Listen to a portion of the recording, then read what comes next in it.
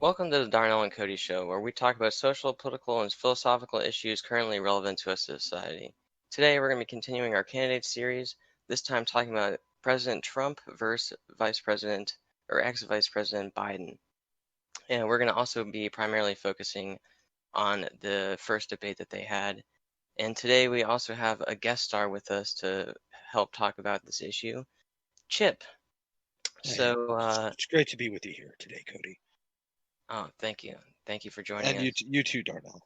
Glad to have you on the show. So Chip, first, I think we both can admit that this debate was kind of insane, but really trying to just focus in on the issues as they came during the debate. We're going to take it step by step here. So the first one was the Supreme Court Justice nominee.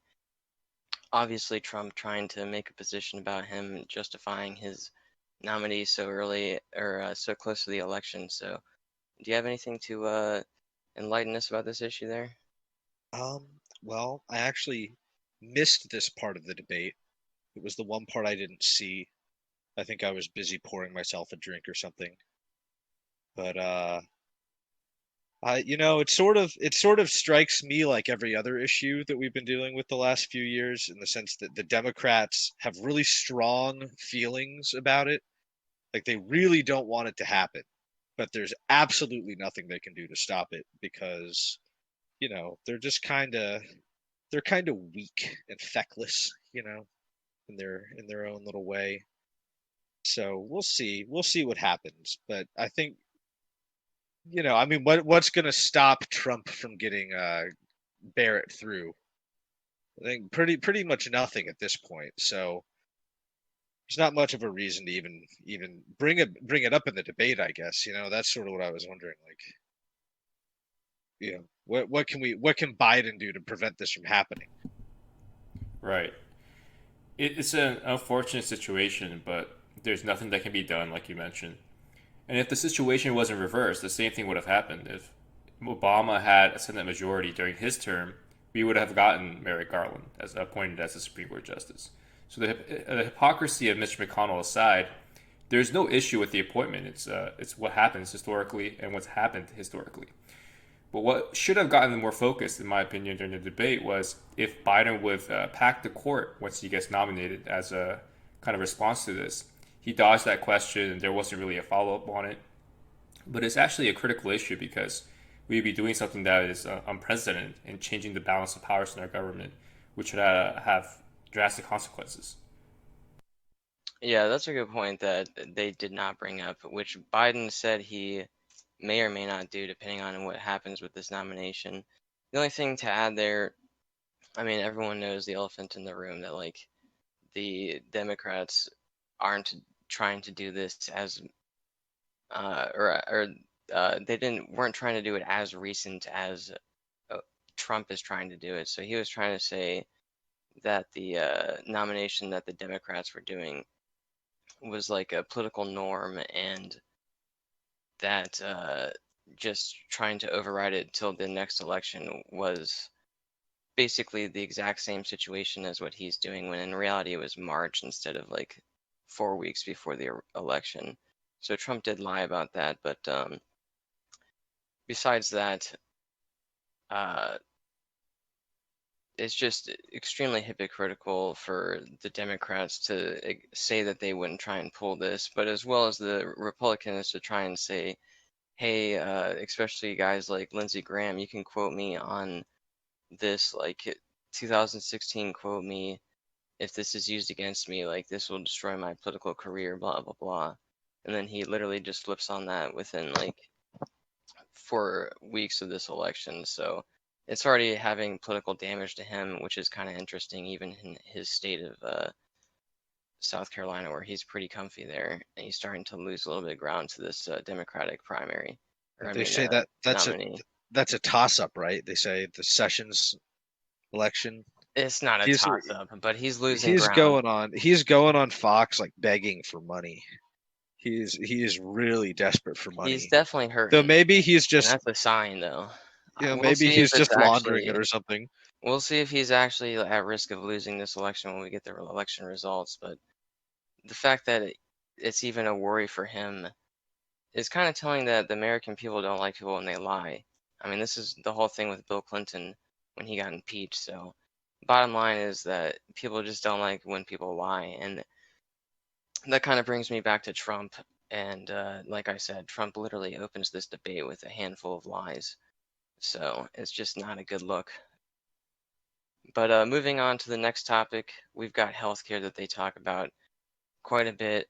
Obviously, this is a prelude to COVID, which we'll talk about next, but just focusing on healthcare for right now. Darnell, why don't you just take us into this one? All right. So I think everyone can agree that Obamacare is terrible, but what's worse is not having Obamacare. What we need is universal health care, not only because every other major country has it, but because it's the only functional plan that's available for us, at least in the direct short term. Long term, if you want to reintroduce free market principles to medicine, we can have that conversation when we have the economic environment where there aren't drug companies violating like antitrust laws, monopolizing life-saving medicines, price gouging to maximize profit in an environment that has no real competition. So right now, like for example, Congress is talking about breaking up big tech. They need to talk about pharmaceutical companies first because life-saving drugs is a far more important commodity than the newest iPhone or Facebook update. So it was a kind of a joke, and during the debate when they're talking about healthcare, it really seemed like two people, two old men that don't really understand the healthcare system at all, trying to blame each other's parties respectively. When both parties are to blame at this point. We have Joe Biden as our Democratic candidate. He's not been a real friend for a functional healthcare plan, in my opinion. What are your thoughts on this, Chip? Well, I think in terms of healthcare, I don't think it's getting cheaper anytime soon. I mean, what are you going to do? Just like dismantle the insurance companies so everything is determined by like competition. Like people have to compete against each other. But I don't know. I mean, Trump doesn't really have a plan of any kind. His plan is just to dismantle what's already there, and he just lies about having some backup for people.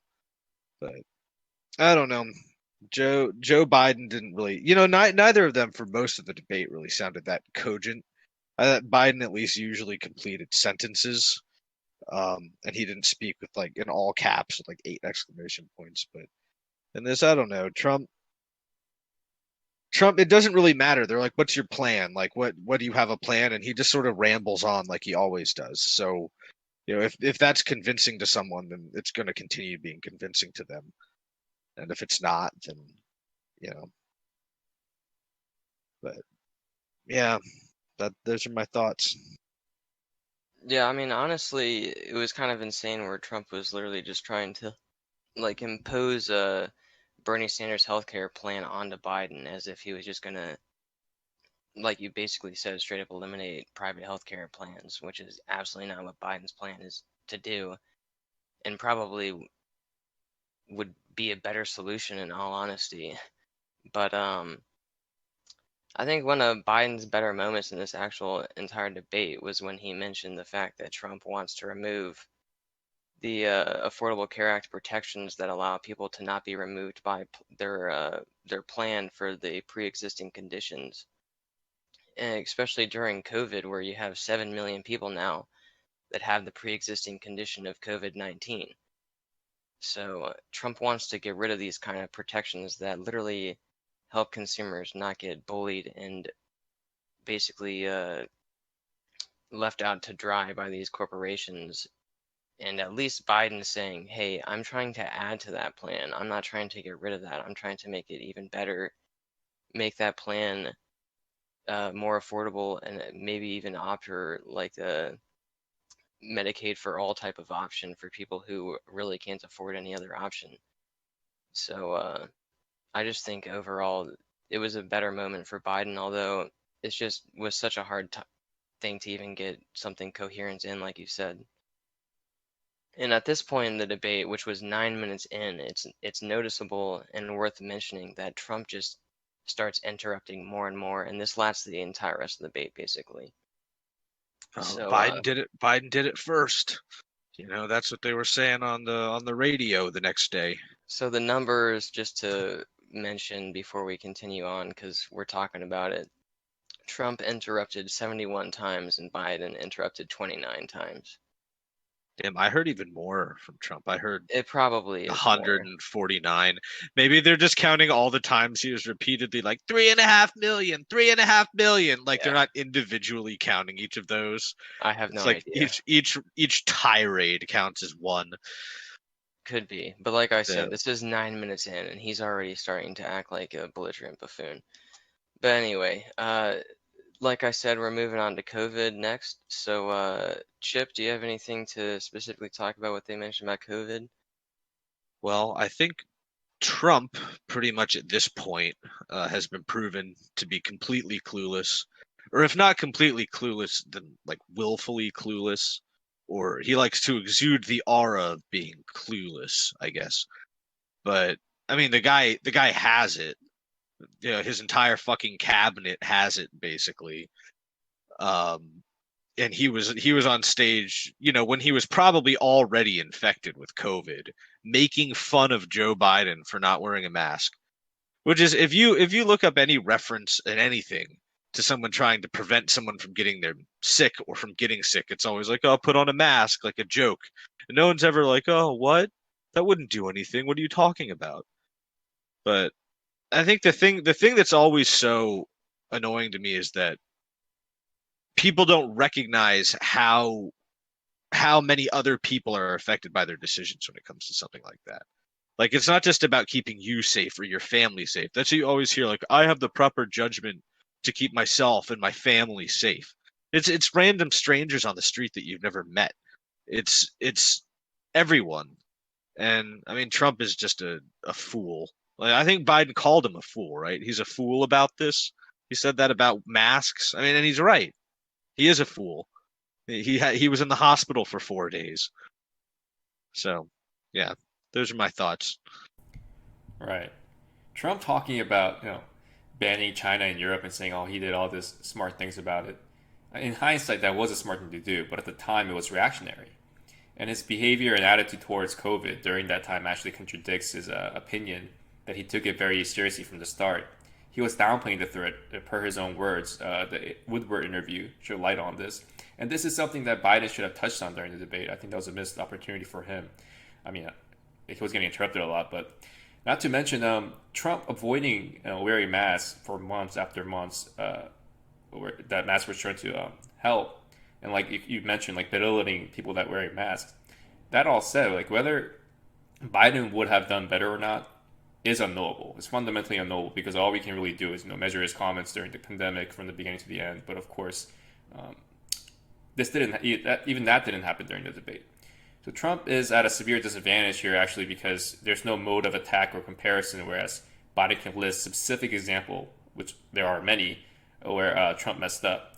So overall, I'd say Biden won out here, and it was easy pickings. But honestly, the entire government failed us on COVID. The president failed us, Congress failed us, the Senate failed us, even our CDC failed us. There was numerous conflicting information coming from them about masks and about like how the disease was transmitted. It was all very new, but I feel like Europe and, or I should say Asia, particularly with the masks, they had a better response earlier on. And there's no excuse for the United States to be behind on the reaction when there were months behind when the condition would hit mainland United States. So they had a head start in preparing for this, and they even then still failed in drastic proportions. So there is no real winning side in the COVID debate, but I mean it's obvious that Biden clearly comes out ahead in a candidate-to-candidate comparison. What are your thoughts on this, Cody? Yeah, I mean, basically, like you said, they're not really addressing the core issues with like shutdowns of small businesses and all these other dilemma with like joblessness and stuff like that. And as you mentioned, him blocking China was just like basically dumb luck that lucked out for him, and now he can reference that and like talk about it all the time. Basically, kind of like nitpicking the scenario the same way he does with like citing the CDC statements back from March instead of using updated information from the CDC to talk about masks. So I mean, the guy has 200,000 deaths already.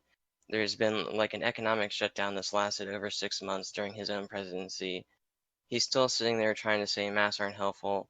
Then he comes out, like Chip said, literally with COVID. So it's like, I'll just, it's just an outright failure for a president to be responding the way he is. And at least Biden, he didn't really get to talk about his own plan much, unfortunately. That's kind of a missed opportunity as well for him. He really should have, like you said, kind of laid out ways that he could have done better than what Trump has done. But at the end of the day, I just think based on how much of an abject failure Trump is, that it's like an outright win for Biden on this issue. And it's also really ridiculous. Like Trump, at this point in the debate, started talking about personal attacks on Biden and like whether he couldn't remember the college he went to at one point or not. And he's just like refusing to stay on topic already. This is like 22 minutes in. I mean, it's just like such a ridiculous circus at this point already. And it just gets worse and worse. So it's just insane to me. But we're literally talking about like life and death issues here, and he's talking about personal attacks on a guy's like memory or some shit. But anyway, moving on to the next topic, we've got economy, which is probably one that most people care about. So Darnell, why don't you start us off? Right. The economy was such a big missed opportunity to talk about, how we have record gains in a bumpy stock market, but consistent low wages, low savings, and low wealth among the bottom 80% of the United States that can't afford a $500 emergency bill even to this day. This was the case before COVID, so things got worse with the pandemic while Amazon and other select corporations made record profits. So congratulations, honestly, to successful businesses that are COVID proof. I mean, I'm not like hating on them for being successful, and in fact, them being able to generate even more wealth during an international crisis, you know, just it just shows that their business model works. But what needs to be addressed is that the working man's concerns of disappearing jobs, either automated or gone due to the pandemic, the wealth gap that only increases, the stock markets that represent only the wealth of the upper class, the increasing prices of consumer goods along with inflation, while wages remain stagnant, destruction of manufacturing jobs, and the list goes on in regards to our broken system. So these are the things that we had to have talked about as the next leader is going to be tackling all these issues. And it's not that we need an equality in outcome. At this point, we do not even have the foundation for workers to be self-efficient. So the American dream is dead or dying, and our politicians only serve the corporate interests while the working class is resigned or beaten down to take whatever scraps they can find. So none of this was talked about in the debate. Instead, all we had were bickerings, and it's really just a disgrace. And in my opinion, it's the greatest downfall of the debate. What are your thoughts on this, Chip? Well, I think as far as the economy goes, we're pretty much past the point where anything is going to get any better. Yeah, I don't. People like it. What you never hear about too is just how much more money people have to spend now. Like, we have bills now people didn't have 20 years ago, but people are making less money overall, and it's ridiculous. There's a massive housing shortage. Everything is just, it's like the guy said, the rent is too damn high, right? The rent is too damn high. Those are my thoughts on the economy. Back to you, Cody. I mean, that basically sums it all up. And it's literally, it's just like that statement alone just speaks to so much volume, because even Chris Wallace's own opening statement is framed in this way that only concerns like the GDP and the stock market, and not at all how average Americans are doing. I mean, keep in mind, like 40 to 60% of small businesses are closed and will close by the end of the year. So, I mean, like millions on unemployment and stuff like that. No one's talking about any of that stuff. And then they're talking about like Trump's economy doing fantastic. The bottom line is that it was really built on Obama's economy that was already doing well in the last 3 years and had created more jobs than Trump's 4 years. And even Chris Wallace admits this and tries to confronts Trump on it, but Trump just like he's not willing to listen, basically. He doesn't even respond to that. And like the biggest problems with Obama's economy have gone completely unaddressed by both Trump and Biden, with corporations just being placed over average citizens. They're getting the bailouts, they're getting more and more money, they're getting the stocks. Meanwhile, as you said, literally people cannot afford rent. And just like expenses are going up, college is going up, they have to go in debt to send their 2 kids to college. Low skilled labor is being automated away or sent overseas. Like none of that was talked about. And as Darnell said, like all of this is just such a missed opportunity. This is really the root of what people cared about. This is what got Donald Trump elected in the first place, to be honest, is talking about this exact issue. And just to have like the farce of a discussion that it was, absolute shame to the American people who are actually trying to pay their bills and things like that. So, I mean, the hypocrisy is going to be talked about a little bit more here because now we're getting into taxes. So, Chip, obviously the Trump tax report was talked about, and his kind of like scandals were mentioned. So, what do you have to say about that, the Trump taxes and stuff like that? About Trump's taxes? Well, Trump's taxes, maybe the tax plan overall as well. Just anything you want to talk about with taxes and what they talked about in the debate. Yeah. Well, uh, it's always seemed to me the Trump tax plan that was something they kept bringing up. They keep bringing it up as one of his crowning achievements. And whenever things would start getting really bad for him, there'd be some new scandal or whatever.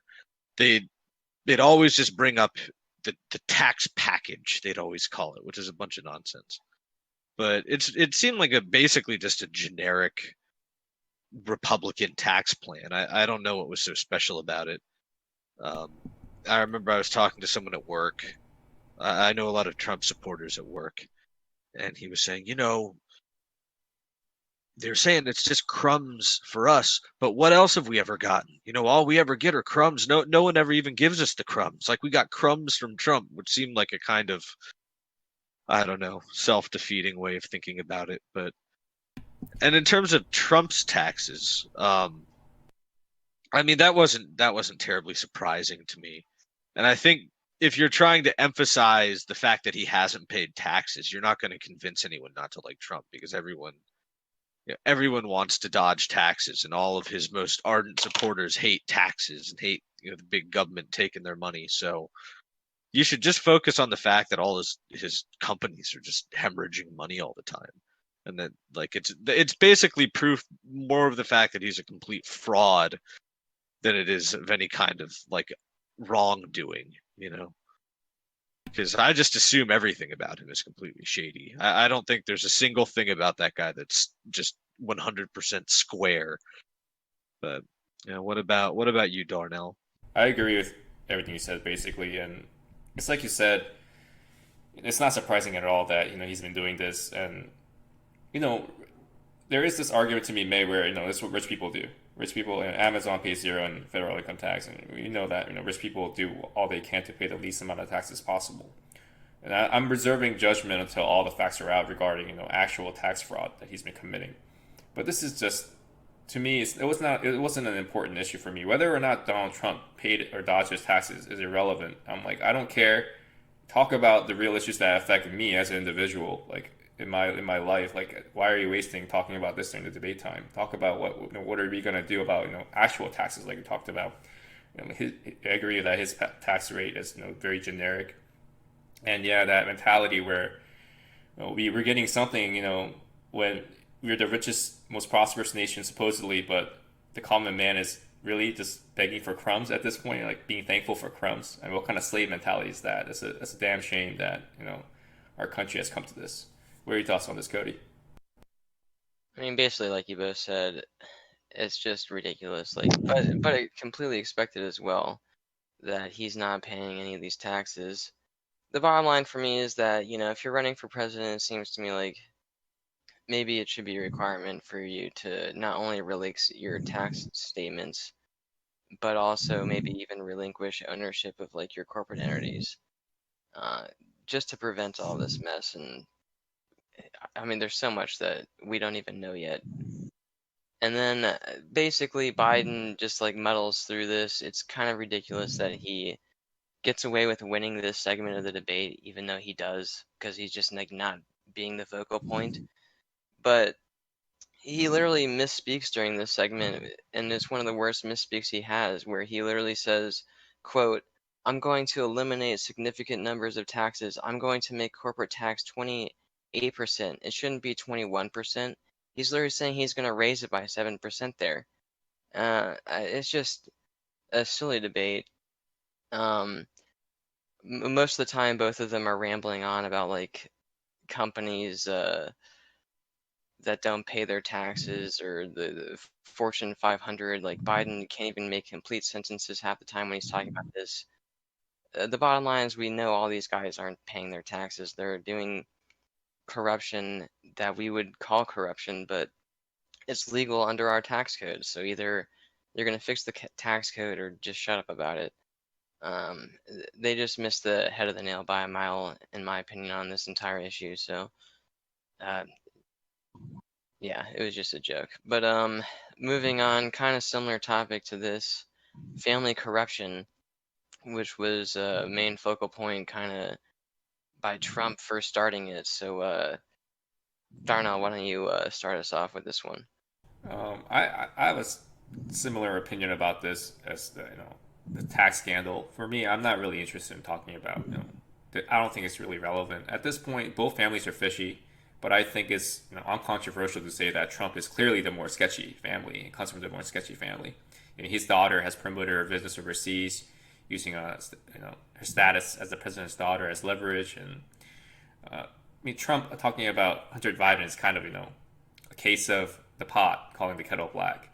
And I think both have international interests that they'll put above the average American person's interest, and it's a shame. But really, family corruption again is not a real focal point for me in picking a presidential candidate. I want to know like the real policies that they have to um, lead the country, and these individual family corruptions are really just time wasting when we really should be focusing on, at least in the debate stage, we should really be focusing on what are their policies, what are they got to do to make America better.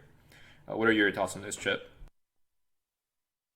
Well, I think it's like a lot of things with Trump. You do. It's like when you watch Jerry Springer, and there's a spouse that's really convinced that his wife is cheating on him, and he goes on and they have a big, they make a big fuss about it, and then they both get lie detector tests, and it turns out the one doing the accusing is the one cheating.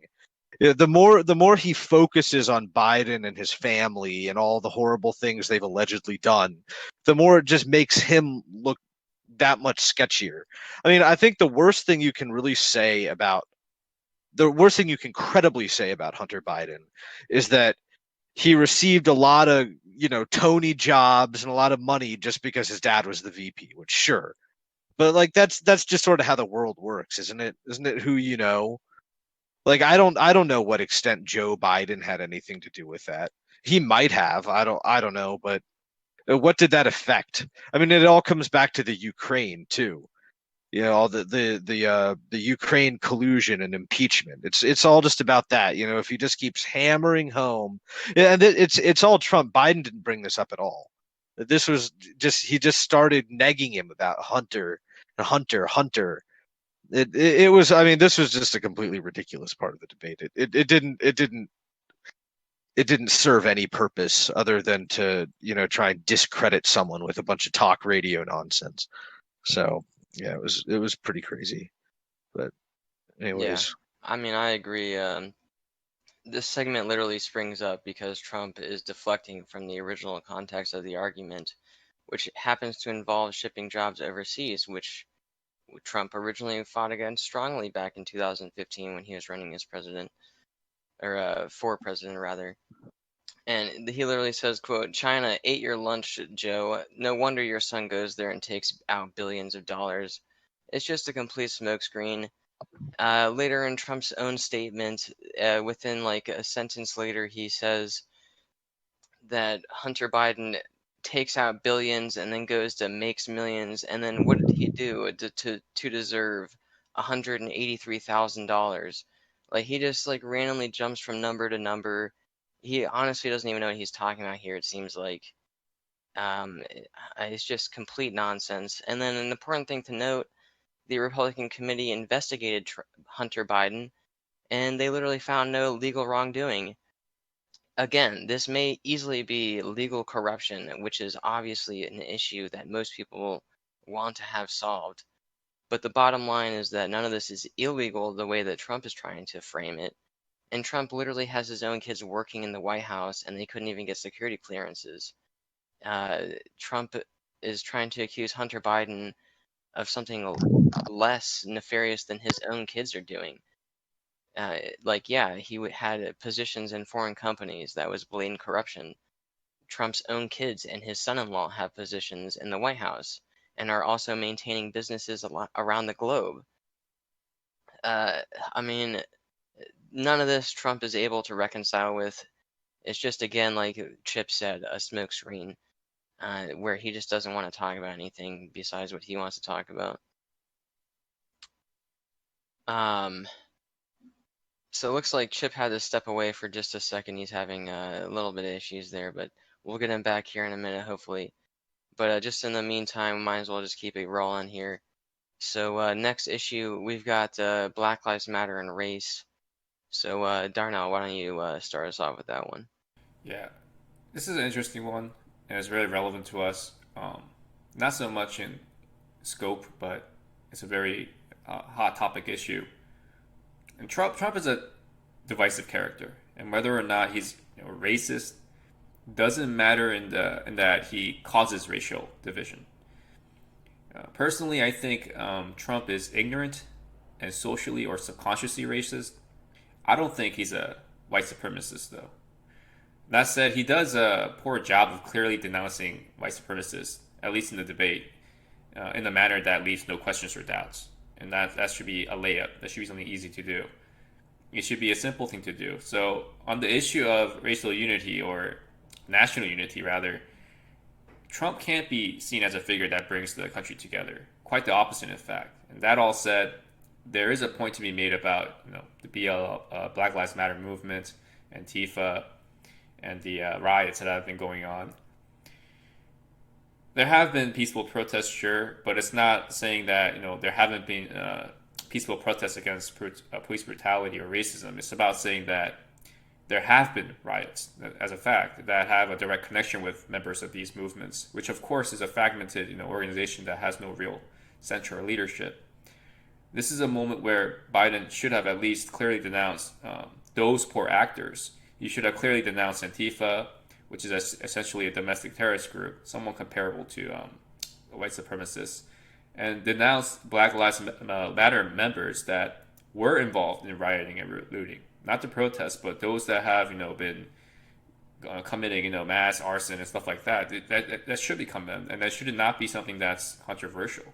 He didn't do this in a clear manner either, which is a loss in my eyes, because he's clearly pandering here, afraid to say anything that might meet the disapproval of the radical leftists.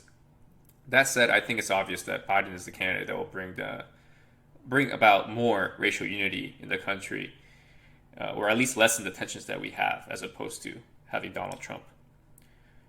What are your thoughts on this, Cody? Well, I think this was one of the bigger moments in the debate, to be honest. I mean, this all sprang up originally just because Biden was trying to condemn Trump on, or raising the issue of Trump not condemning white supremacists in the Charlottesville, where one of them ended up ramming their vehicle into a crowd of counter-protesters and killing Heather Heyer. And like later in this statement, Biden references a claim where 1 in 1,000 African American people are being killed because of COVID in the United States. And this is actually a true claim.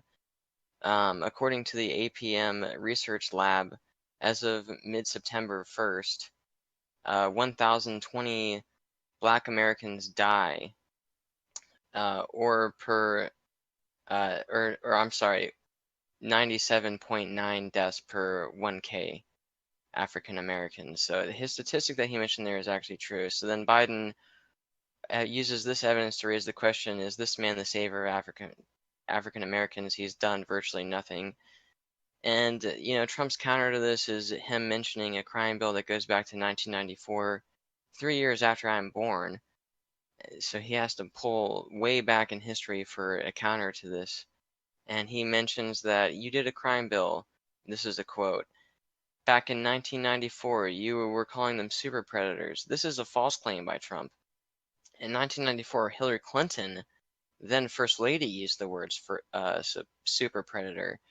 Biden, when speaking on the floor in support of his bill, warned of predators. And I'll reference his quote in just a second here, but it's not as nefarious as people may believe by the context that Trump's trying to cite. And the bill was passed in 1994 by overwhelming support on both sides of the aisle. So even before listening to Biden's speech, we're aware that like both sides of the aisle are supporting the same thing here. It's not just Democrats or Biden who were in favor of this crime bill. This is something that Trump would have supported without a doubt. Anyway, so then going back to the context, Biden's quote is, "We have predators in our streets that our society has, because of neglect, created. Young people, tens of thousands of them, born out of wedlock, without parents, without supervision, without any structure. They literally have no opportunity. We should focus on them now. If we don't, we will, a proportion of them, become predators 15 years from now." He's literally citing things that are an issue that have existed from 1994 to today and in the past as well. He's saying that these people, because of the issues that we all know are issues that lead to crime, being born without a family structure, being born in a society that's neglectful because of the education that they receive, all these things. He's literally trying to counter this thing, although he does it in a very mistaken and fallacious way with his solution with this crime bill. He literally is talking about the issues that we know are an issue. And he has shown the sign, at least, that he is backing down on his original position to maybe make other movements and perhaps try and address the police crisis, and not really a crisis, but just address issues with policing in general and stuff like that. Unfortunately, later in this discussion, like no one really wants to address the root cause. Uh, Trump doesn't offer a solution at all, and then the issue of racial sensitivity training is brought up with it being the end, or Trump claiming I ended it because it's racist, and like this whole argument about racial sensitivity starts with is pretty ridiculous. The bottom line is that obviously colleges and stuff like that have been pushing this kind of rhetoric a little bit too far. But it's also important for people to learn of just like different struggles people go with, which is really what most job training programs do. So I don't know. It's a iffy issue that we could talk about all day, depending on the context and like situation of it. But bottom line, I don't think it's like a nefarious thing the way he's trying to portray it. But anyway, we can like I said, we could talk about this all day. So we'll just move on. A big topic that they were also talked about was criminal justice dash law and order. It's kind of similar topics that they joined together here. So Darnell, what do you have to say about that? Right. I think Trump has a point about law and order. We can't have law enforcement literally stand by, excuse me, literally stand by and let crime take place just because they're afraid of getting, involved or publicly being shamed or something like that, or they're told literally by the mayor or the governor to stand down and let violence, arson, looting take place. So Biden had a good policy point about having community policing and having a bigger budget for police assistance. But of course, Trump wanted to focus on the riots that are taking place, which is fair enough. But the Dems haven't been handling the riots very well. But I think he missed the opportunity to really talk about the issue of criminal justice in relation to Joe Biden. and instead went off on tangents and tried to connect them to Biden haphazardly. And I'm glad you mentioned the crime bill. He should have attacked Joe Biden's other voting record and stuff like that actually has relevance and connections to him as a person, instead of just trying to tie in some sort of Antifa communist message to Biden as a person, which is just simply not true. And Biden and Kamala Harris both have have an iffy history in regards to criminal justice. You can say that they haven't been friends to the black community. Like the drug laws, and Kamala Harris in particular, she has a terrible record as a prosecutor. So this is something that Trump could have attacked on, but instead he decided to talk about Antifa and riots that actually don't have much to do with Biden as an individual, and I think that was a miss on Trump. What do you think about this? Yeah, I mean, again, there's so much craziness. I mean, first this starts out with Trump claiming he's letting people out of jail. I mean, this is like partially true with his presidential pardons, but like he seems to be trying to claim that this relates to like the national context instead of just that. And then he later is saying that Biden can't even speak the words law enforcement, as if Biden is like sitting there trying to just outright defund the police and believes that the riots are okay. And Biden literally makes like a distinguishment between the largely good police force and the quote unquote bad apples that he talks about, and then mentions his plan of trying to have a solution that works for everybody, mainly citing transparency as his goal. He literally then says, in response to Trump's interrupting, that he believes violence is never the answer, only peaceful protests are acceptable in his eyes. Trump just like constantly tries to derail him. At one point, he says, quote, "They run through the middle of the town and burn down your towns and kill people all over the place." And he's literally saying this as he's yelling over Chris Wallace, by the way, not even Biden. And then Biden accepts the fact that this, in fact, is not peaceful protesting. And then Trump just like isn't willing to even listen to the answer.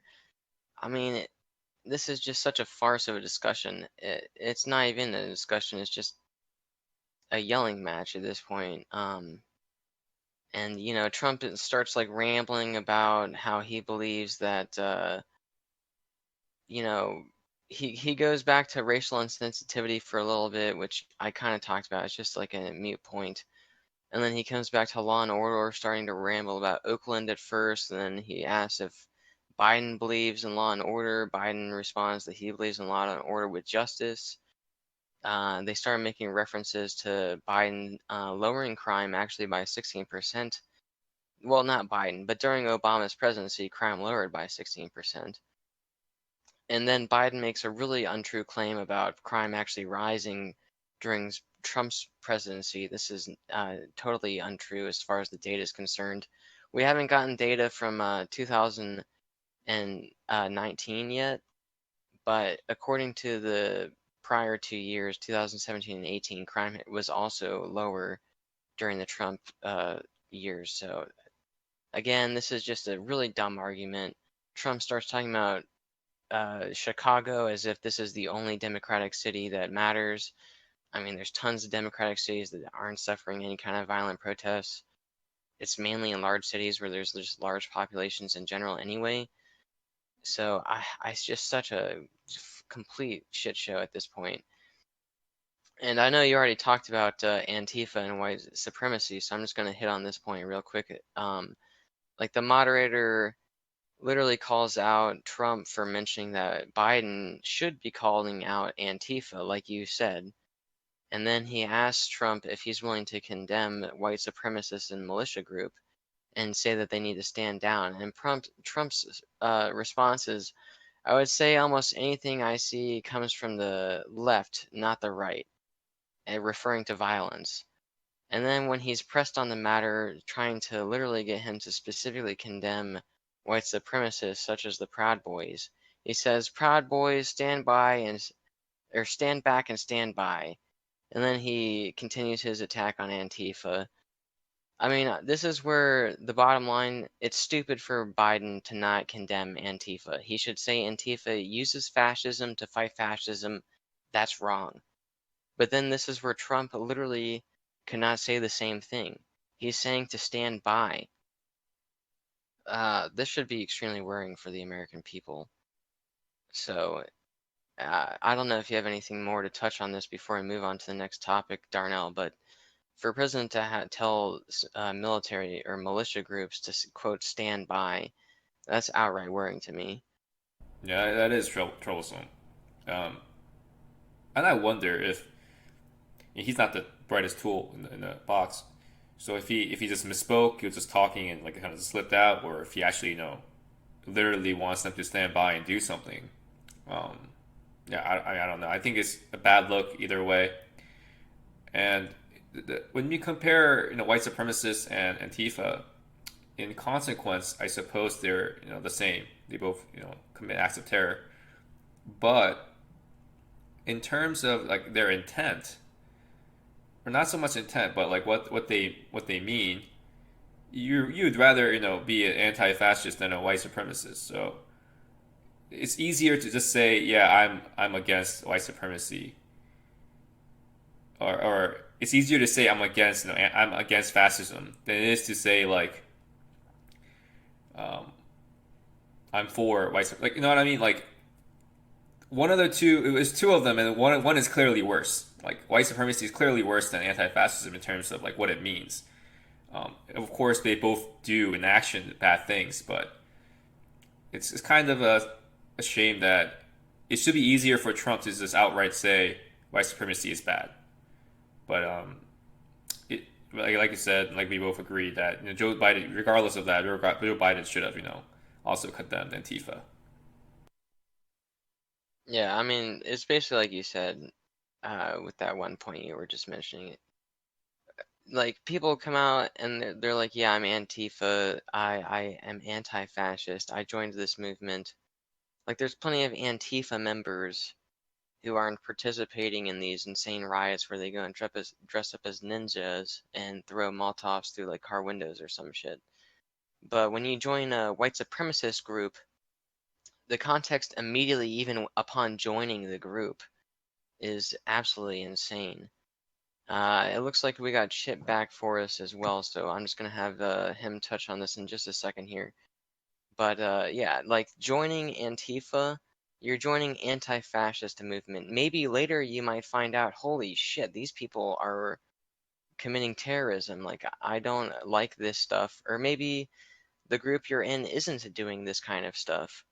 But then it's a totally different context when you literally join a white supremacist group like or the KKK like Darnell is saying. So Chip, I don't know if you have anything to add on to this before we move to climate change. If you want to jump in here real quick. Add on to the Antifa, like domestic Antifa terrorism. and white supremacists, we had Well, Trump who was critical of Biden for not calling out Antifa, but then he couldn't condemn white supremacists and militia groups who are, right. quote, standing by for him. So, Well, it's because Antifa is. I mean, it's like this is one of those situations where it's like Biden just said what Trump's own people say about it, and then Trump just said they were wrong.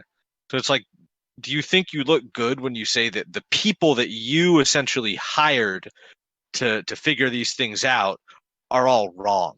Like if that's what you're saying, if what you're saying is true, like you think that's a good look. But either way, I mean, and Antifa, I'm sure, there are Antifa groups out there. There are people that organize and call themselves Antifa. That doesn't mean they're anything close to the kind of threat that far right terrorism poses in the United States. Like that's a long-standing threat that's been going on for decades. But people used to remember that before September 11th. People used to remember how wily the far right was. The gun show circuit crowd. I mean, you should why doesn't every Republican have to get up and say they like publicly condemn Timothy McVeigh? Like what's the point of even like bringing it up? Antifa in the streets. It's just a bunch of nonsense. It's the boogeyman. It might be you're afraid of the boogeyman, so vote for me. But that's about it. I do agree with you with the context of historical implementation for sure. It's worth noting for people, we haven't talked about this on the podcast actually, but within the past 30 to 35 years, right-wing terrorist violence, far right, is overwhelmingly the majority of terrorist violence that's been happening domestically in the United States. It's like 70% or something like that within the past 30 years, just like Chip is saying. But then we also have to acknowledge that at the same time, Antifa elements of it, as we're stating, not all groups of them, but certain elements are acting kind of radically. So anyway, we're gonna go ahead and jump into climate change here. So Chip, why don't you lead us off with climate change? I mean, there was a lot to hit on. Unfortunately, I think there was a lot of missed opportunities here as well. Yeah, well, it's the kind of thing everyone sort of knows their stances. I haven't really looked a whole lot into Biden's plan, unfortunately, but it's just because I know that whatever it is, it's better than what we're going to get from Trump, which is nothing. And it's telling, they roll back all these emission standards that were placed on motor vehicles, and the auto manufacturers are saying, no, we're going to keep going with these emission standards because they know that's where the market is. I mean, that results in better fuel economy too. But anyways, and with the forest fires, even the governor of California admitted that forest maintenance needed to improve. But that's a long-standing problem, and then the fires we've seen the last few years are just completely unprecedented. There's been never been anything like it, at least the quantity of them in the history of California, as far as we know. And it's like beating a dead horse. Like the evidence to support climate denialism just doesn't really exist. And it, to it's Trump. Trump doesn't believe in it, and Biden does. So if you're one of those people that thinks that not wearing a mask is a legitimate opinion and not just being an asshole, then you probably already know what side of that you stand on. But yeah, what about you, Darnell? Right. Trump talking about clean air and clean water shows a fundamentally mistaken view of climate change. It's not about having a cleaner place to live. It's not about, wiping the floor and polishing tables. Climate change is an existential threat to not just us, but to countless other life forms that will go extinct as a direct result of our behavior on the earth. Joe Biden, too, talking about renewable energies and how it will create jobs. That's not the point of climate change. It's not about economic incentives, though, I mean, I understand that could be a bonus. But what the message that has to be made crystal clear is that human behavior on Earth has made drastic changes that will threaten billions of human lives and their way of life, as well as myriads of species that will suffer because of our inability to see beyond immediate gratification and profit. We're willfully choosing destruction of not just ourselves, but other life forms. It's a definition of evil, in my opinion. And if we are to call ourselves a species that can be rational and moral, have moral agency, we need to face the problem. And it's not an issue of cleanliness, it's not an issue of economics, it's a moral issue, not just for humanity, but for all other life forms we have affected and abused in the last century. What are your thoughts on this, Cody? Yeah, I mean, you guys have summed it up. If you don't believe in this, you're just outright denying scientific fact at this point. The fact of the matter is, unfortunately, that Donald Trump doesn't believe in this kind of science. And, he gets questioned on a little bit by Chris Wallace about pulling out the climate, or the Paris Climate Accord, and then backing out of a lot of Obama's environmental bills and laws. All he says is, I want crystal clean water and air. And then he starts talking about the forest fires like Chip was mentioning. Like, this stuff is just completely ridiculous if you actually understand what the fuck you're talking about, to be honest. Because when you're looking at California, who owns the forest? Who is going to do any of this maintenance on the forest? The federal government owns 58% of the forest in California, and 39% of it are owned by private individuals, companies, or Native American groups. So that leaves 3% left to the states in California. Similar situations exist in other states that are having the same exact issues in the West Coast. Just like Washington State only owns 12% of its own forests. The rest of it is federal and privately owned. So what the fuck is Trump talking about? Like, this is just rantings of someone who is literally a child, in my opinion. They just want to point to things that sound good for the news, or like they can tweet it to their followers or something. None of this makes any sense if you're going to try and point at California and the state as being irresponsible. They own 3% of their forests. How are they supposed to do forest maintenance on the rest of the 97% when they don't even own the fucking forest? And again, this is where Trump himself is messing up, according to his own statements. 58% of the forests. This is in California. I mean, in Washington State, I believe it's 43%. The state, the state's forests are owned by the federal government by a large quantity. So the federal government, controlled by Donald Trump, is the one that's fucking up under his own standard. I mean, this is just like a no-brainer for anyone that understands any of the substance of this issue.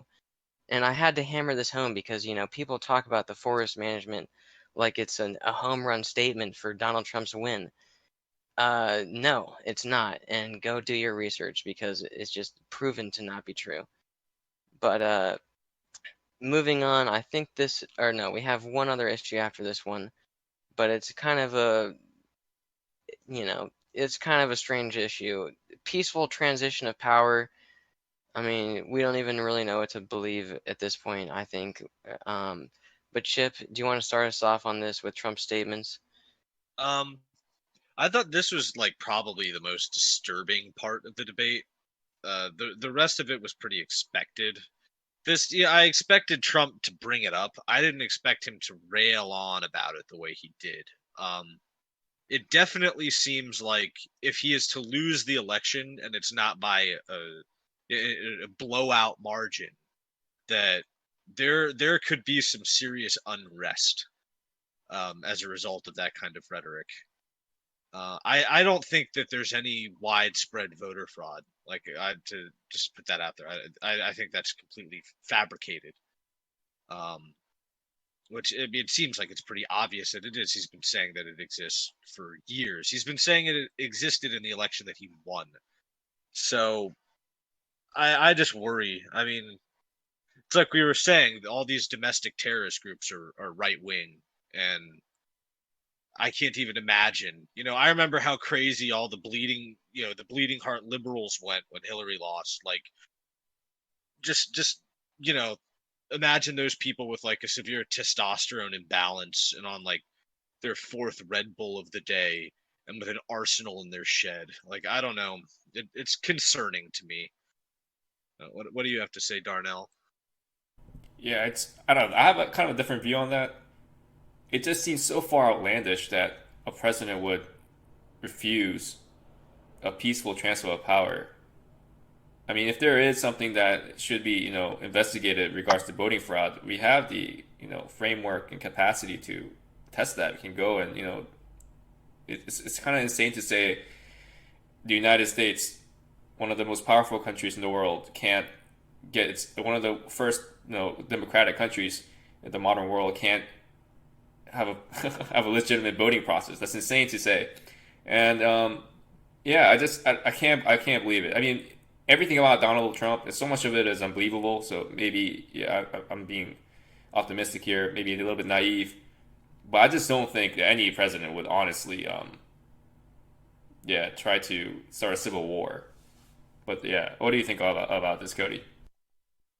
I mean, yeah, I worry about this seriously, like Chip does, to be honest, because as we know, he's trying. This is language that he's using to specifically inflame his supporters, even if he himself isn't taking this seriously right now. Like, I can guarantee you, a portion of his supporters are taking this language seriously, and like he's sitting there, trying to call out, uh, like Biden literally sits there and says he's willing to accept the results of the election, win or lose.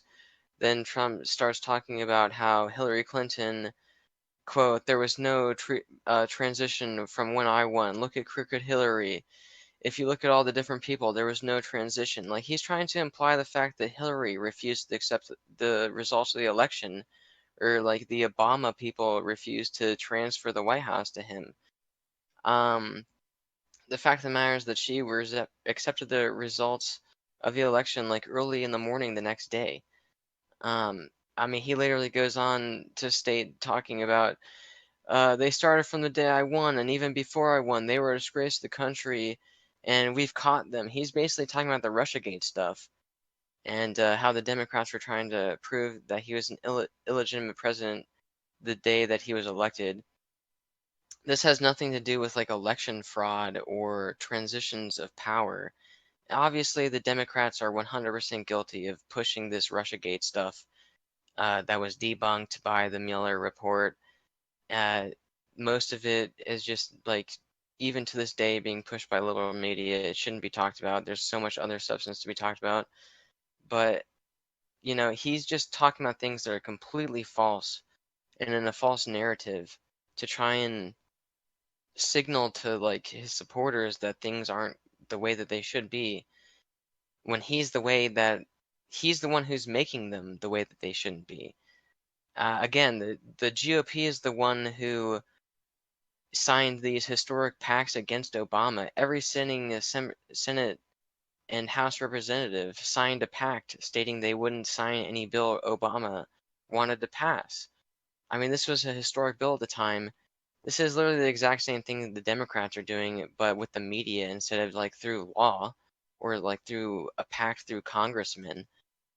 It's just like you're blaming one side and not accepting the tit for tat.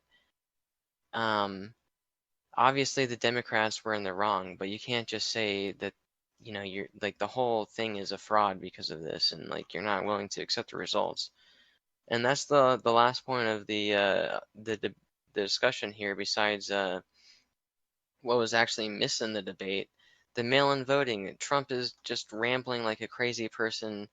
Quote, it's a disaster. They're sending millions of ballots all over the country. There's fraud. They found them in the creeks. They sent them two in a Democratic area. Everybody got two ballots. This is going to be a fraud like you've never seen. It's a rigged election. The moderator literally cites the election results in 2018 midterm elections. 30 million people, or over 30 million people, voted by mail-in ballot, making up more than one-fourth of the voting population that year. Clearly, there's not going to just be widespread voter fraud by mail-in voter ballots. I mean, Trump is just constantly trying to cast doubt on this to make it seem like if he does lose, the outcome is illegitimate. Chris Wallace again tries to cite data that states that this is just nonsense. Trump references 1% of the voter ballots being tossed out. That seems like it's pretty reasonable to me, like 1%. It seems like maybe they're not filled out accurately, which is literally what Chris Wallace, the debate moderator, says. So he ends this discussion with, it means you have a fraudulent election. They cheat.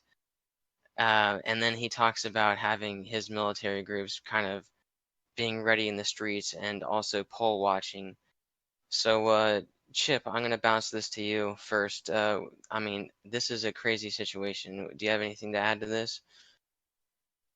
To add to the allegations of The voter fraud. voting, the mail-in voting. I mean, we have poll watchers now, I don't and know he's how saying this people whole thing don't. is fraudulent. Well, this to me seems to be sort of a textbook out of like an authority. It's a textbook authoritarian move, right? And you have an election, but even if you lose, all you do is deny its legitimacy. I'm not saying Trump is an authoritarian. It's like Darnell said. The chance that Trump actually won't eventually give up power, if he is to lose, is pretty unlikely. But I think he's got the Republican establishment behind him now. So if he's sitting up there saying that the election is compromised, like they all agreed with him last time, If all it does is keep him in office, for 3 more months somehow, I don't think it will. But it's just you can tell what he's doing. He's just I don't know how people are duped by this. How people listen to him go on about this and they think that it's a legitimate gripe. It just doesn't make any sense to me. You just have to be delusional. You have to be completely delusional to believe that nonsense. Right. It's one of the things that I really want to talk about was, isn't it crazy how archaic we still vote? Like we still vote mail-in voting or going to a ballot. Like we have the technology, we have blockchain, we have programs that have high integrity that we can make that are foolproof, and we're still using these mail-in voting. And I agree that it is worrisome, but this shouldn't be like the focus of of like what who should be president or not. So I hope this doesn't affect like um, this isn't like a key issue for people, because it's kind of ridiculous. It's a peripheral issue for me. Like Trump isn't. If Trump loses, you have. I mean, the thing is, if he won by some miracle or nightmare, he's not gonna be like he's gonna still say it's fraud. It's like, oh wait, he's gonna be like, oh yeah, the voting vials are totally legit, right? So If he doesn't win in like an overwhelming electoral blowout, he's going to say that it was rigged. Right. He should have won by more. And that's what he did last time. That's because he lost the popular vote. So he's saying, oh well, I would have if the election wasn't rigged. It's just it's not even surface level. It's like his argument is just a little layer of sand on top of like a beer case or something. It's not like you can't see precisely what's underneath it because it's on top of it. It's insanity. It's baffling to me. I mean, every any argument you could level against just American politics and how ridiculous it is and how both sides suck, blah blah blah. Sure, like whatever. We're way past that. Like that was like when Barack Obama was running against Mitt Romney.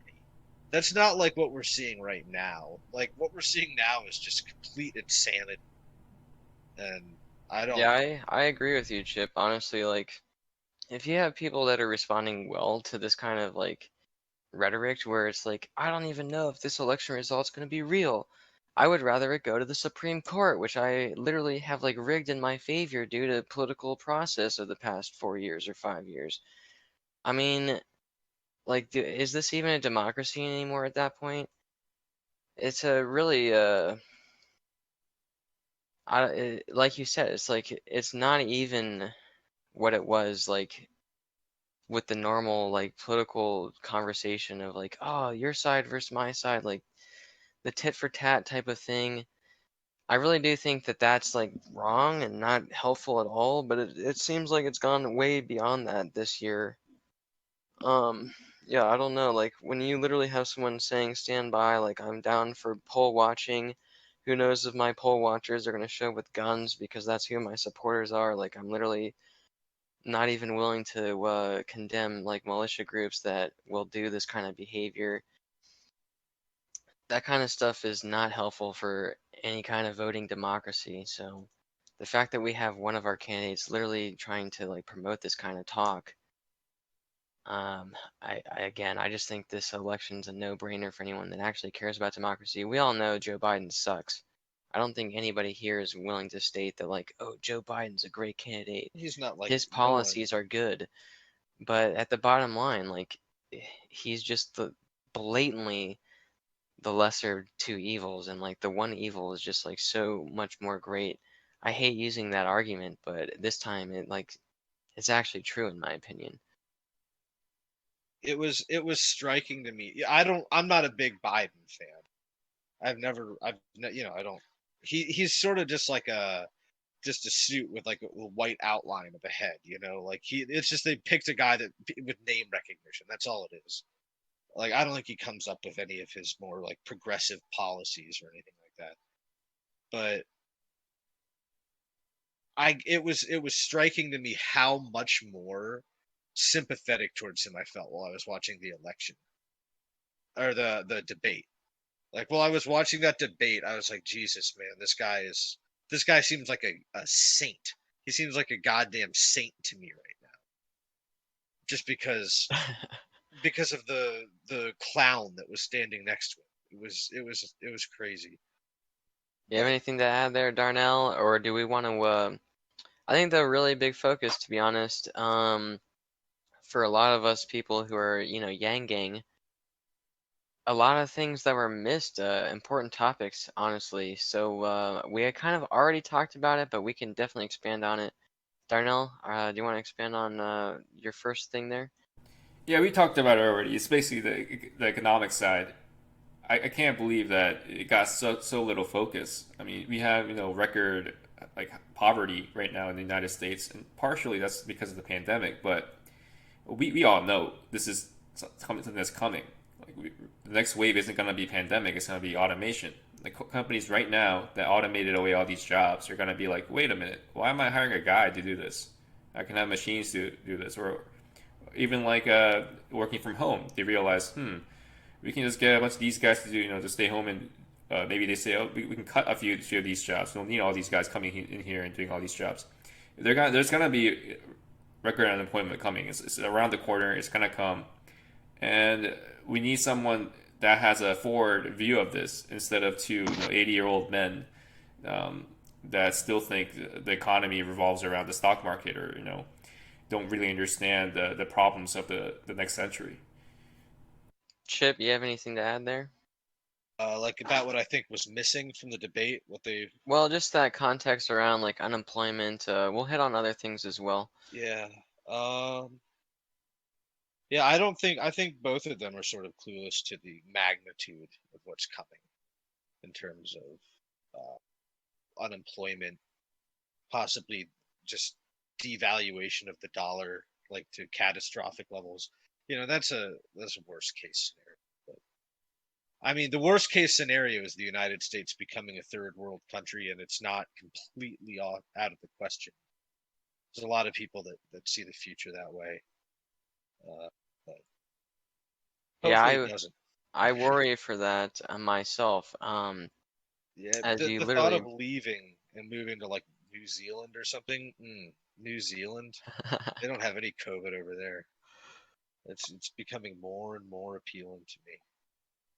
yeah, the fact that they literally, wealth gap has gotten more and more extravagant, or has increased more and more. Like the top 1% is making trillions of dollars in wealth during this COVID. And as we mentioned earlier in the debate, great on them for having this amazing business plan. But at the same time, what the hell are the rest of us going to do? Both of these guys don't really have a solution to that, unfortunately. I'm sure a lot of the listeners to this podcast are feeling regret for not having Yang as the other contender there. But bottom line, you're about to have up to 60% of small businesses close by the end of the year. A lot of them have already closed. No one's talking about this. Even the moderator. You're going to have prolonged unemployment for millions of people, and we have no idea what this is going to do for the economy down the road.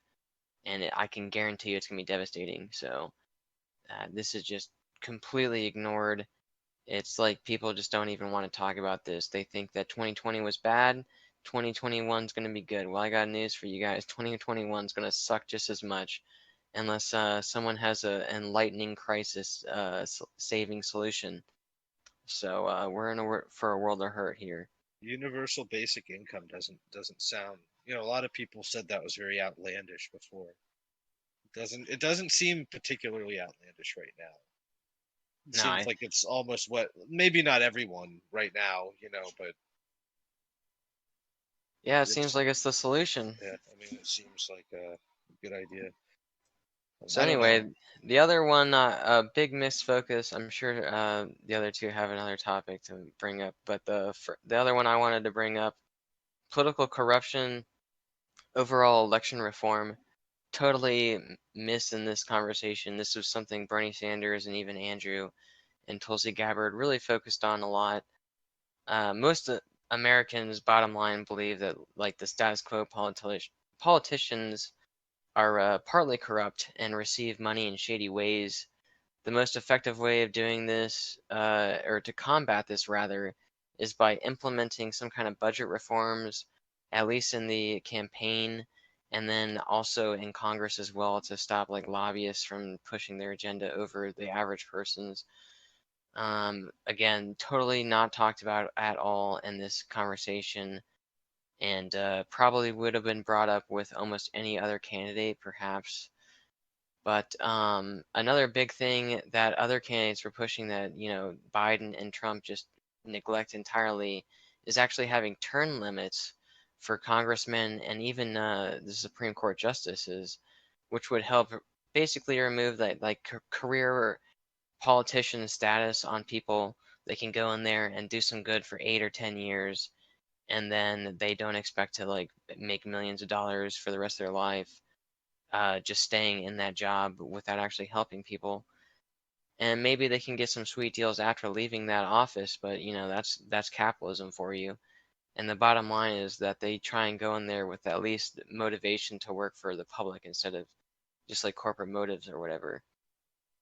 So, Chip, I want to pass this to you because we haven't heard of your opinions on like political corruption that much at all. So, what do you have to add to that? Well, the fact that lobbyists exist basically is like, yeah, I mean, it's extremely corrupt. I think, the reason Mitch McConnell has everyone so in line behind him is he controls all their campaign money, basically. It's just a giant scam. I mean, how do these people go in and get so wealthy on the amount of money they make in a year? Their salaries are well publicized. And I know a lot of them were very rich before they ever became senators, but it's not like these guys are inking multi-million-dollar book deals or anything. Think anyone would read Lindsey Graham's book? Think anyone would read that? I wouldn't, actually. I might read like the young adult version they came out with. That might be fun. It would be basically the same book, but like the font would be bigger. But anyways, yeah, it's a huge problem. I've known some lobbyists in my life, and they were extreme ideologues, which is frightening. I also know that I wouldn't want any of them having any control over the government that runs my life, or, you know, effectively runs my life. But that's another story. Right, like many American things, the heart of it becomes corrupted eventually. Like lobbyists, as a principle, it makes sense. Like, okay, you have some money, you give it to your or someone to represent you to the politicians and say, hey, like, I really want someone to fix that hole in front of my house. Like, can you go talk to like some guy so they'll actually listen? So you pay a lobbyist and they go and talk on your behalf, and that's what it's supposed to be. But now, like you said, we have ideologues or this corporate interest overwhelming the general interest, and that's problematic. Yeah, And I in mean, big briefcases of cash. I think the bottom line, like the solution to this, if not to remove lobbyism, is to literally just have like a public lobbyist or like a firm of lobbyists that represent the public.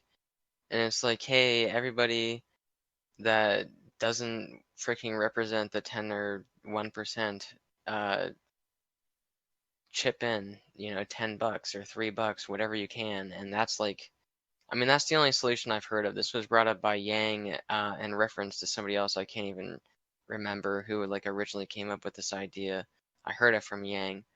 But like, I mean, I don't see a solution to this problem unless you have either a overwhelmingly funded public lobbyist or you just outright remove lobbyism. Um, so anyway, do either of you have another important issue or topic you thought that they missed here, or do we want to move into a debate format as well after that? Well, I guess there's two more, right? Presumably there's two more if Trump tests negative before the next one. But I think normally the second one they talk about foreign policy, right? You barely hear anything about that anymore. Foreign policy. Um, I guess the whole impeachment nonsense was all about foreign policy to a certain degree. and when we abandoned the Kurds, and but you don't hear nearly as much about it on the election cycle as you used to, which I guess makes some sense. But Yeah, I mean, just to add to what you had to say, I'm sure you might have more, Darnell, as well. Like, it doesn't seem like Biden has talked about his foreign policy at all. Like, we kind of already know what Trump's is. It's just like respond poorly to poor countries and mostly Islamic countries, and then anybody who has money like the Saudi Arabia or like the has UAE, political interest, maybe like Russia. they Uh, just got that big. They just signed the Israel and the United Arab Emirates just signed that treaty or yeah, whatever. and he's getting promoted or nominated for a Nobel Peace Prize. Trump is for that deal. That's So nonsense. Well, I mean, honestly, that might end up being very beneficial to Israel, and I mean, if it's beneficial to Israel at this point, it's probably beneficial to the Middle East as a whole. If it softens their opinion in Israel, because really, no matter what way you look at it or like what your thoughts on that are, like Israel is the wealthiest, most highly developed, and most militarily advanced country in the Middle East. So, who knows? But it was never. I mean, like ISIS wasn't really a state, and the PLO isn't a state. But those have been like huge. Yeah, they've orchestrated tons of violence in the Middle East. So who knows how much a treaty between two states will really affect the peace of the region. Has it softened people's opinions? I mean, maybe it has, but I guess only time will tell. Whether you hate or love Trump or indifferent about him, you gotta give him credit for not starting a war. I think basically every other president has started like some or made war, not declared war, made some kind of small little foreign or big conflict overseas. But as abrasive as he is internationally, the peace deal, I think he should get some credit for that. Even though it's not like a big treaty that's going to actually solve the Middle East crisis, but it's a forward step, I think, rather than a backward one. And I actually give him credit for not starting another war haphazardly in some country that has nothing to do with us. So yeah, I think that they smartly avoided foreign policy because I think Trump could possibly win out on that. Because Biden, being in Congress for what 70 years now, or 49 odd, 47 or yeah, something. he has 47. he has some bad policy record regarding foreign policy. Just for being part of the jobs, he obviously is involved with all the past wars in those 49 years. So I think he smartly avoided that. But I think what they missed relating to your foreign policy thing was China. I think that's a huge issue, more than Russia. China is a big issue in my mind.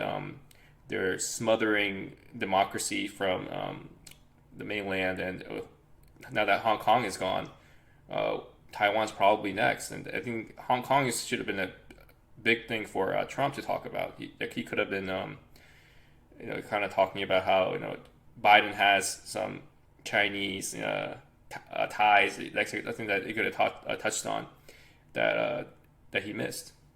Yeah, I think Trump really effed up on the whole Hong Kong thing in general. Like, really, that was a area where America alone could have stood over any other country. Like, Europe's not gonna do shit about Hong Kong, to be honest, against China. But America may have been able to at least try and give it 25 more years, or like expand the deal or whatever. Um, this is somewhere Trump completely effed up on. But I mean, as Darnell mentions, China is backing Biden in this election, not Trump. And obviously they're going to Well, back one of yeah. the two. So, like, what are we going to say? Oh, they're going to choose Trump, who hates China? But I mean, we have one president who favors one superpower over the other, and then we have, the vice versa, basically. Yeah, It's a sticky situation, and, like, they didn't really talk about it that much. It's a missed opportunity. I don't really know Biden's positions that much on China besides just being like, hey, they're the better of the two evils, or like, I'm also willing to kind of try and negotiate things with them, which is basically what Trump does with like every fucking foreign power, including North Korea. So I don't know. It seems like it's not an entirely genuine argument to sit there and say like, well, it's Trump and then Russia and then Biden plus China. I mean, there's a lot of other variables and elements involved. Yeah, but they'll probably usually they talk about that in a later debate. If If we get that. if they happen, which at this point, probably wouldn't be too much of a tragedy if there wasn't another one. Yeah, I don't know Darnell, what do you we want really have to to, gain from that. Darnell, what you were talking about before we started the podcast, just to, we already talked about it obviously, but Trump does have Corona right now. So we don't even know the future of these debates. So what's, Well, for me, it's not a good state of affairs, obviously, and regardless of whether you like him or not, there are people like wishing him death on Twitter and stuff like that. But he's a human being, and not a good one, maybe, but it just shows how insane the state of our nation is when people are wishing the death on the president publicly and celebrating the fact that he got ill with COVID, and this highlights the the division in this country. And I think personally, I think Trump should lose the election, and he should retire, go somewhere nice, and golf. And he has enough money. He can say he was the president. I mean, not many people get to say that. So, and I think he's lived a full life, relatively speaking. Like he's got a lot of things going for him, or had it going for him. And I think he should kind of. To be honest, I can say the same thing for Biden. I hope both of these guys just like kind of retire and just fade away and let other people kind of take over. But right now, yeah, I'd say going with Biden on this one, and hope Trump gets better and we get some normalcy back in the country.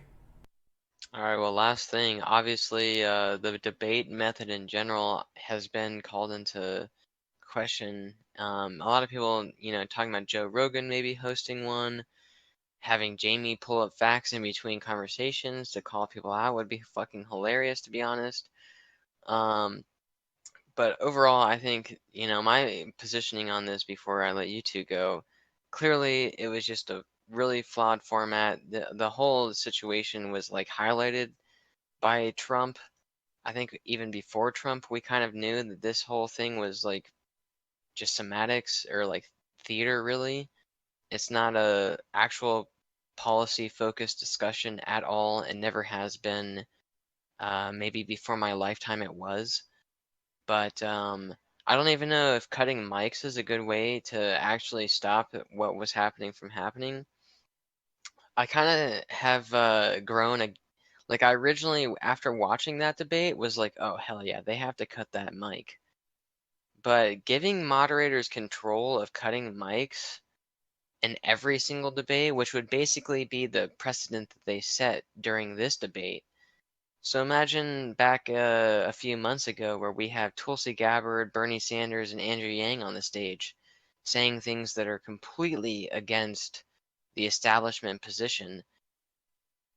We could imagine a scenario where they're just muted instead of actually getting their point across because the moderators are in control all of a sudden. And this was happening to an extent during the primary debates with the DNC with like interrupting and stuff like that. And people saying that Yang and even Bernie Sanders are muted unjustifiably. But just even, I mean, to me, it's a slippery slope. Like just outright saying we can allow the moderators to mute people. Why the fuck is the moderator like the judge of this? Like Chris Wallace or like Rachel Maddow or whoever the fuck you choose? I would trust Joe Rogan far more than any of these people, to be honest, just in like a fair discussion. And Joe Rogan's like not even an intellectual. So what does that say about Chris Wallace and these other people? I don't know. Like, I'm sure you guys will have much more to add, but I don't think cutting mics is actually the solution.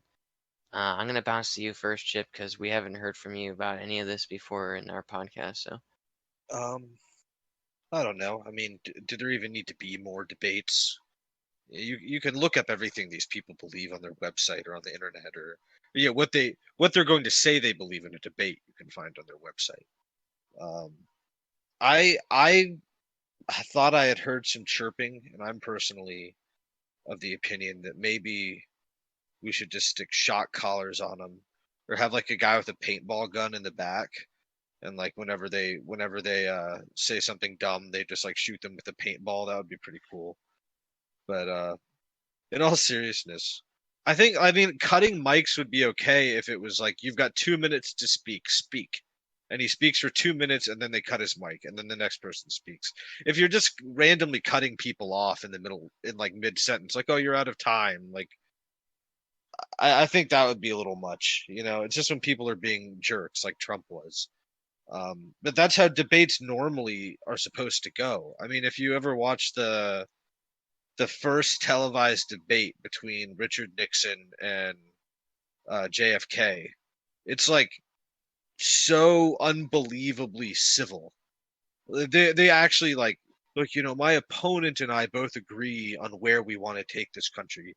We just don't agree on the direction we want to take it there. And it's I think it's partly just because of like television. Like television has just made people idiots. But I at this point, I'd rather never watch a debate again than watch anything like that nonsense. That was just distressing. That last one. Those are Yeah, my thoughts. it's kind of like, is it unreasonable to expect the president of the United States to behave as a decent human being, as a civil human being? And apparently that is too much to ask. So I don't think, in a way, the debate format has nothing wrong with it. It's just that Trump wasn't following the rules.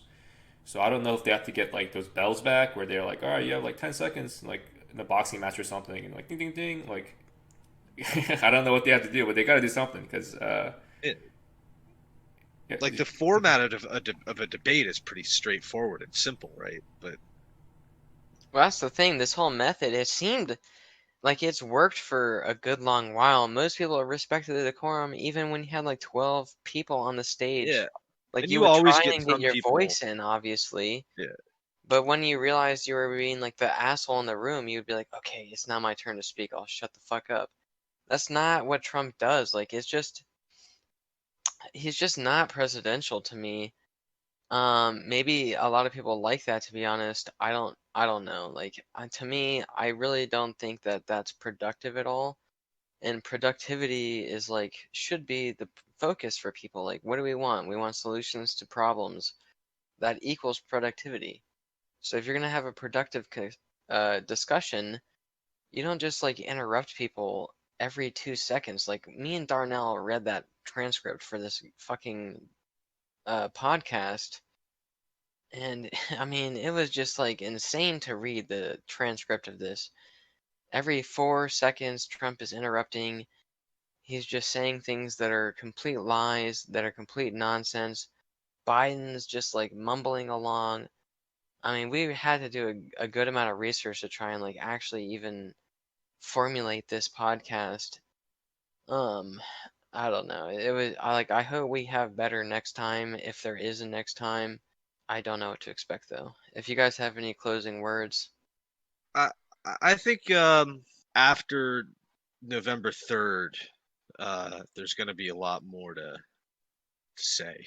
You know, I think we're in for a pretty crazy news cycle here in the next couple months because we're not going to know anything on November 3rd.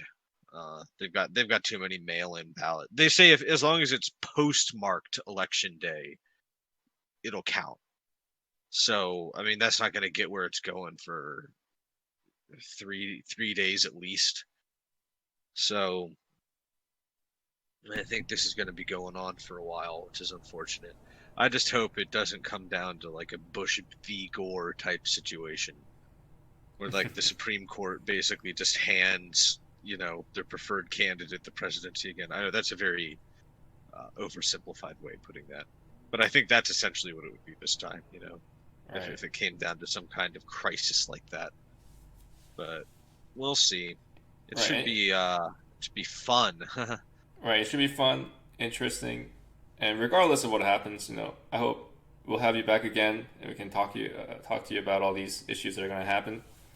And but Oh yeah. I think that's just about sums up this podcast. We'll catch you all next time, and thanks for being on, Chip. Yeah, Yeah, thank you, thanks Chip. for having me, guys. It was a pleasure.